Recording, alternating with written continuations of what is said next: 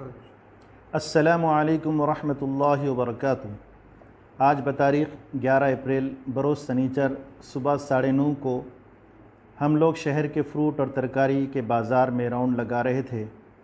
اس دوران ہمیں ایک ایسے بابا جو موز بیچ رہے تھے، لیکن ان کے موز کو دیکھ کر ایسا لگ رہا تھا کہ اب اگر یہ فروخت نہیں ہوئے تو شام کو خراب ہو جائیں گے، اور لاک ڈاؤن کی جو سہولت تھی وہ وقت بھی ختم ہو جا رہا تھا۔ ایسے میں احساس ہوا کہ یہ 9:30 کے بعد ضعیف بزرگ آدمی اپنے گھر جائے گا، اور مال جب گھر میں رکھے گا تو اس کے بچے پریشان ہو جائیں گے، اور بچے پریشان ہونے کی وجہ سے اس کا نقصان بھی ہو جائے گا۔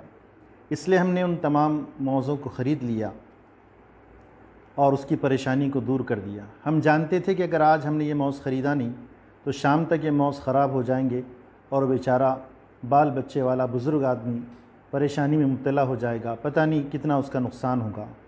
ہم نے اس سے تمام موزوں کو خرید لیا، اور وہ بابا جی خوش ہو کر اپنے گھر چلے گئے۔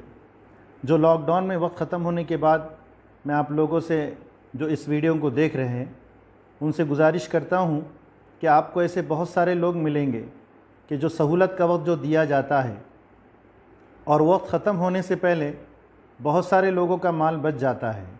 اگر اللہ تعالیٰ نے آپ کو مال دیا ہے، اللہ تعالیٰ نے آپ کو نوازا ہے، تو آپ ایسے لوگوں کا مال خرید لے اور لوگوں میں تقسیم کر لے۔ یہ بھی ایک مدد کا طریقہ ہے۔ الحمدللہ ہم لوگوں نے، خدمت خلق کی ٹیم نے اس بزرگ سے تمام موز خرید لیے۔ اب اس کے بعد اس کی آنکھوں میں جو چمک پیدا ہوئی ہم آپ کو بتلا نہیں سکتے ہیں۔ ہمارا مقصد اس ویڈیو کے ذریعے سے آپ کی توجہ اس طرح کے کاموں کی طرف لے جانا ہے، نہ کہ کسی کی توہین اور کسی کا مذاق اڑانا نہیں ہے، بلکہ آپ کی توجہ ایسے کاموں کی طرف لے جانا ہمارا مقصد ہے۔